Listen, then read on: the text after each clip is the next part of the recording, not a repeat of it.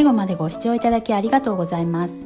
このチャンネルでは難しそう、敷居が高そうと思われがちなフランス料理をどこでも手に入りやすい材料でフランスで日常食べられている普段のレシピや食の情報などを分かりやすく紹介していくので、このような内容に興味のある方、ぜひチャンネル登録をお願いいたします。ではまた。